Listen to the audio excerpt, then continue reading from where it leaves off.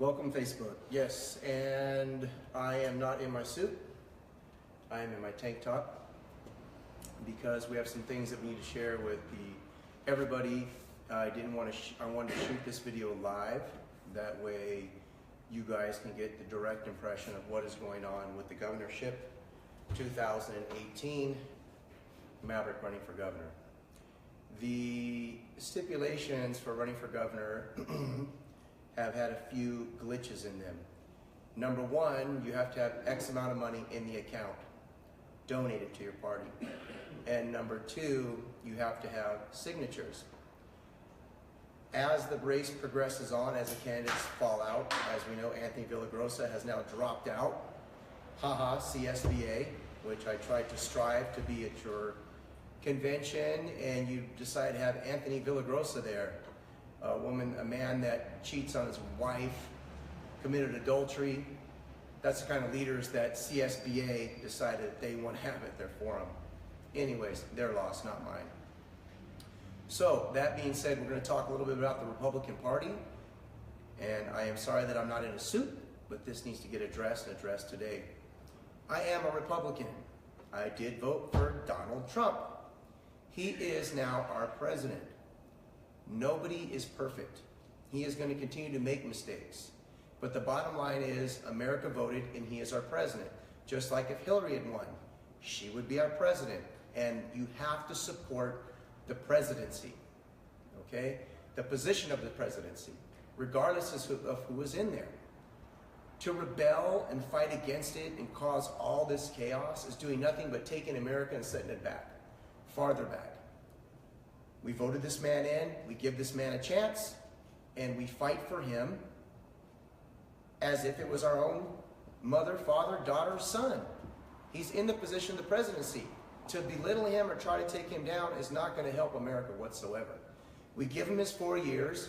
If he doesn't do what he said he was going to do, if things have not changed, then we put in a new president. But we don't put somebody in office and then decide to belittle them or try to take them down or find their flaws. Nobody is perfect. I hate to tell you. Even you watching Facebook right now, nobody is perfect. I am doing this live to show that it is completely unedited, 100%. Because I don't read off a script. I don't read BS. I don't make up BS. I tell it how it is, the truth. So that being said, understand if you're supporting me for governor 2018, yes, I am a Republican. But more than a Republican, I am a Californian. Yes. A great state that I was born in, that I choose to want to live in, but I don't want to live in with such bureaucracy, such plagiarism, and up all fakeness in the political world. When I went to Sacramento, because I wanted to ensure that our paperwork was put in and everything was done on the up and up, it behooved me and belittled me to see the wastage in California. We talk about the $2.2 trillion that comes into California in the school funding and the lottery alone. Why do our teachers have to fight every single year and go to negotiations over salary? It's just unbelievable. It's unbelievable to me. If California, do you realize if California was a country, we'd be the 8th most wealthiest country in the world? Yeah. We are fiscally and financially the most lucrative state in the nation. We're the wealthiest by far. Why do we have these problems? I tell you why.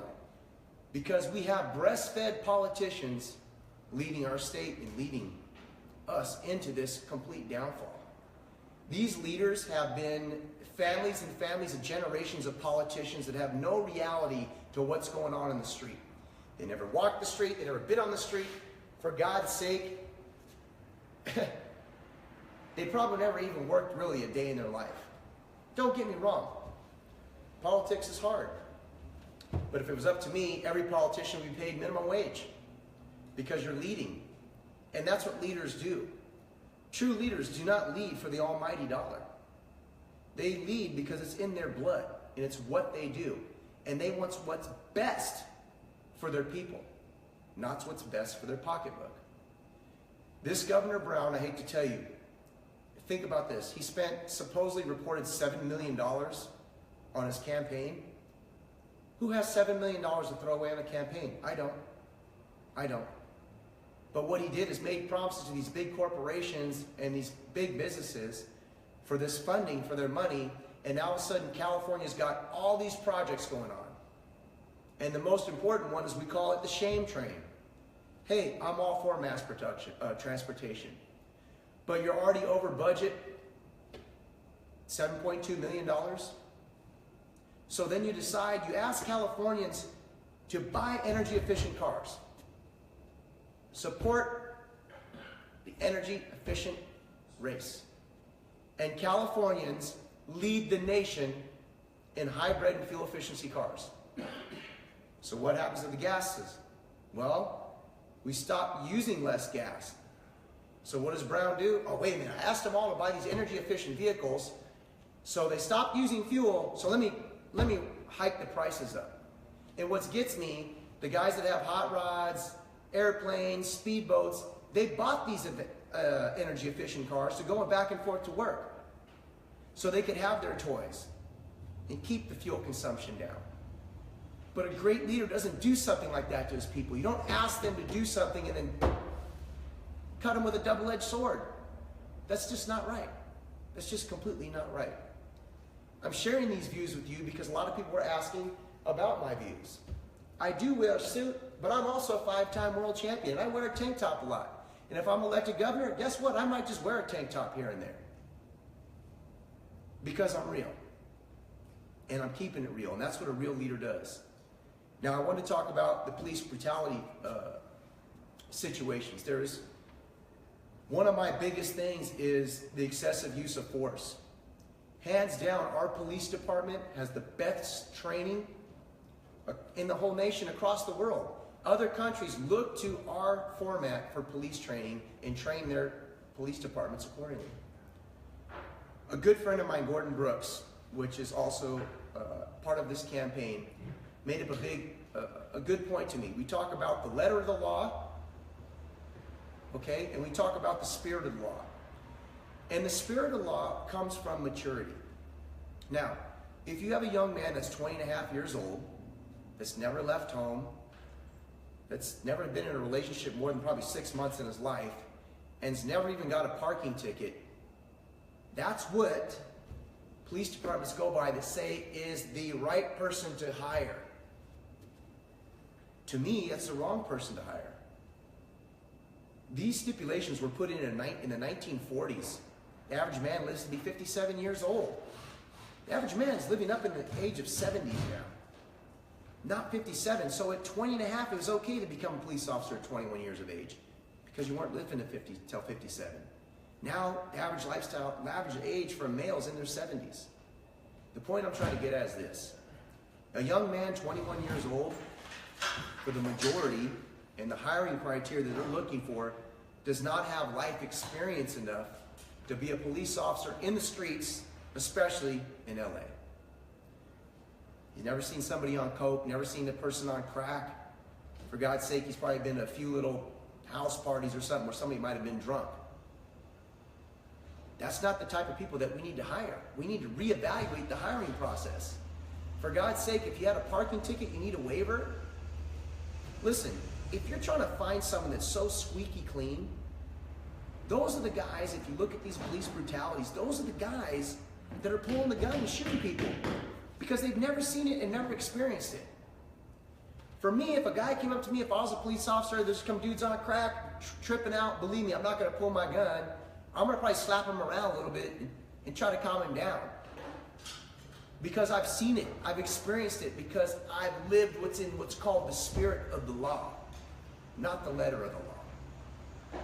And that's where that police brutality comes from. These kids do not have enough life experiences. Take for granted for this. Let me ask you this yourself. You're probably in your 30s or 40s watching on my Facebook page for the majority of the age group in our Facebook family. And I have older clientele also. So you have a domestic violence call and the neighbor calls the police because he hears you and your wife arguing. A 21-year-old kid shows up for a 415 verbal domestic violence call. What that means, 415 is a bite. Verbal means they're just arguing. And a 21-year-old kid shows up to a guy where the wife has been drinking, because it's not always the men that's been drinking, and she's being excessive to the husband and they're fighting and arguing. How does a 21-year-old even know how to correlate with that? Even understand that? He understands the letter of the law, what's in black and white, which is written in the academy.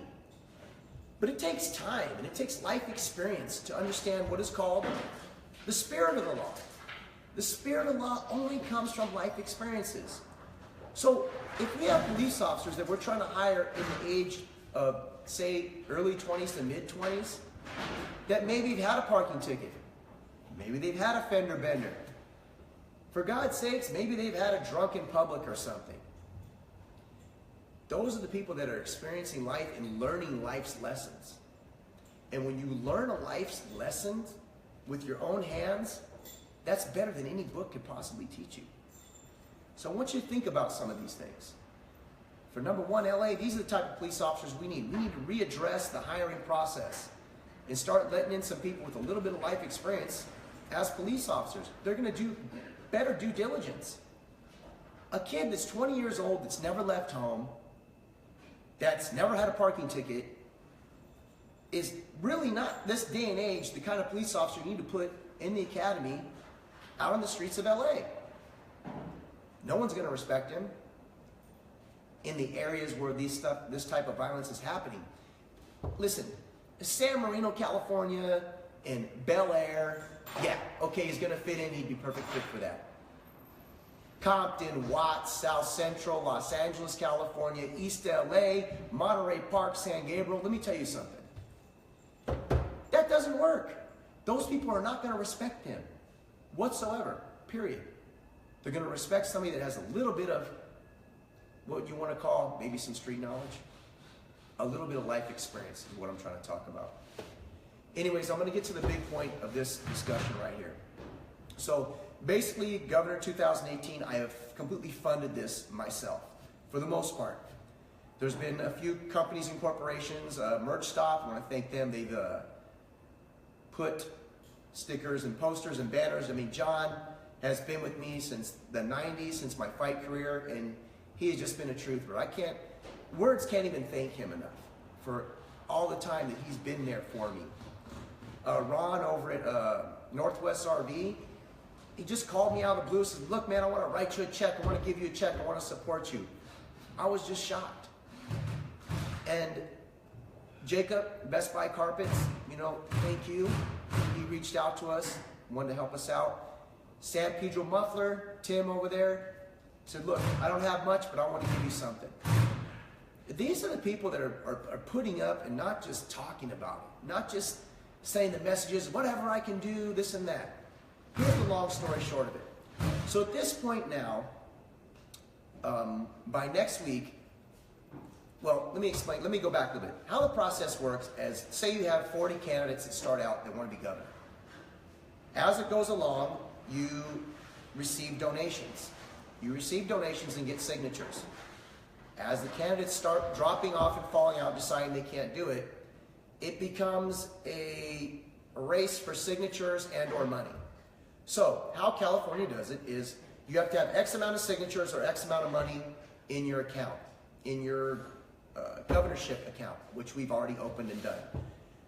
So right now, this month, we are short the quota $2,000. Not only that, because a lack of communication in my camp, which I take 100,000% responsibility for because I don't put anything on anybody else except myself. We overlooked that we are going to need to exceed more signatures if we don't reach these funds. Those signatures are 7,000 more signatures. That is not going to happen by next week.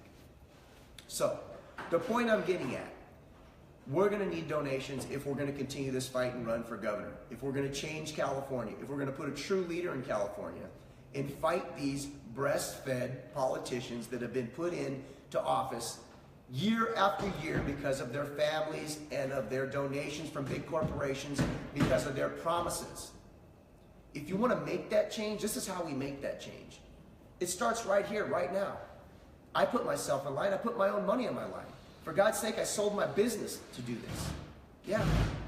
auctioned off the whole business. And thank you, High Desert Auctions, Arturo. You were great in making that happen for us in doing that. We want to also thank the LA Fit Expo for giving us that wonderful booth out there and getting the support for that. So the long story and short story is this. If you guys want to continue to fight and see a leader in the White House, in Sacramento, that is doing things for the people, like you've always said, you've heard my motto ever since back in the fight days. To the people, with the people, for the people. It was never about the paycheck for fighting. It was always about fighting that night for that guy that worked 9 to 5, Monday through Friday. And he had that one weekend where his wife said, look, I'm going to let you spend this amount of money, and this is the money you're going to spend. And those are the guys that I used to fight for. Those are the people. They chose to spend their $50 on me. And that's why when I committed to a fight, whether my arm was broken, I was sick, I was ailing, I was cut, I was injured, I didn't care, I was going to fight. Because fighting is what I did. I'm a fighter, and I fight for the people. That's what a leader does. You fight for your people. You care about the people around you. You empower those around you. I say this over time and time again about the Soul Collector Brotherhood. I want you as strong as you could possibly be, especially my neighbor. I empower my neighbors all the time and try to say, look, I want you to be the best you can be, because the stronger my neighbor is, the stronger I am. The stronger the people are around you in your friendship, you don't belittle them. You empower them and strengthen them, because that's how strength and unity grows, by empowering your brother. Long story short, California, Facebook friends, we need some donations. And if we don't get the donations by next week, I'm going to have to pull out, because I can't fund it by myself. I can lead and fight for you, but I can't fund this by myself. The way this political jargon works is absolutely ridiculous. And that's why these people that you see, well, why does nobody else run? Because they don't have the money. They have these corporate people that put them in there and give them the money to put in this account for promises. This guy owns a railway system. This guy owns a food produce system. Okay, I donated $800,000 to Governor Brown, but on the kickback after you get in, you make sure XYZ school district is going to buy my food from my corporation. It's all a big hustle and scam. 22 appointed positions in Sacramento from Governor Brown. 7 of those 22 positions that I did the research on, they're millionaires on paper. How do you work for the state and you're a millionaire? Because of empty promises, that's how it is. They get put in these positions and they feed off the side of the money. Here's the thing, we're going in there to an office. There's an office probably 15 by 30, one of the rooms, second floor. There was probably 14 people in the office. Out of those 14 people in the office, two people were working. 2. The other ones were sharing coffee, talking about the pen, the shoes they bought. That's these politicians, family members, friends that they're putting in and giving them jobs. That's where all this money and waste is going. I'm telling you right now, I get elected as governor, the very first thing I do for the very first day is say, look, my salary is cut in half starting today. Elected officials should not be making these huge salaries. And why, once you're elected as governor, you're taken care of for the rest of your life? Really? I can understand presidency, but governor? It's wasted spending, California. And if you want to continue with it, then go right ahead and not support me and help out with this. This is not about being a Republican. This is not about being a Democrat. This is not about being a liberal. For God's sake, it's about being a Californian and doing what's right and having an open mind and an even mind. I believe in God. I'm a Christian. I believe guns and cars. I do. And I'm not afraid to say it. But there also has to be a balance. You talk about gun control. Do you know what happens when you get too strict with gun control and you take the guns out of the stores? Once you take these guns and stuff out of the stores, what happens then? Do you think the manufacturers go, well, you know what? They took my product out of the store. I'm not gonna manufacture that silencer no more. No, because they got to feed their family.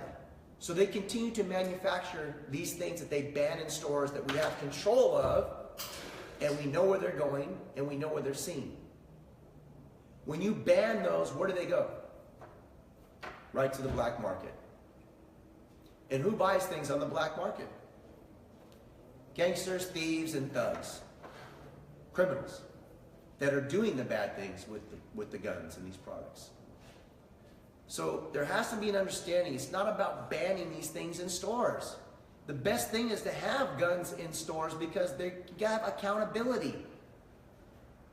The more accountability you have, the more structure you can have to control it. You don't deny the manufacturer of putting their product in the store, because once you do that, it forces the manufacturer to put it on the black market. They have to feed their family. Once it's on the black market, you have no control over it. None. None whatsoever. So these are just a few of my points. I'm glad you guys took time to listen. I didn't do this in a suit. I did this in a tank top because this is Mavrick. And I'm telling you one thing right now. We want to continue on with this continued spiral downhill, buying lottery money, and we have no money. It's just preposterous. Because there's breastfed politicians in office that are getting elected and going in there. Nobody from the street is in there. Nobody that's walked down the street, swung a hammer, worked a 9-to-5 job. All these politicians, you look on them, none of them have gone through anything that I've gone through. I'm telling you right now, California. California needs a new face and a new leader. And this California's time for this tattooed face. So God bless. We'll talk soon. In personal inbox, if you want to help make a donation. The donations are going to go to P.O. Box 1053, Lucerne Valley, California. It's a safety deposit box there. You can PM message us how to make the check out to. It's the People for Governor People for Governor Von Haug 2018. But personal message us if you want to see change. We can't do this alone. We cannot. I didn't make the requirements. California made the requirements, and I guarantee you that's one of these political things that I will change also. That so more people from communities can run for positions. God bless you all, and we'll talk soon. But if we don't get this donations going by next week, I'm going to have to pull out. I can't fund this alone. I need your help. If it's $5, if it's $10. There's no way we can accumulate 7,000 signatures more by next week. So it's up to you, California Facebook friends. You want to do this? Join in. God bless.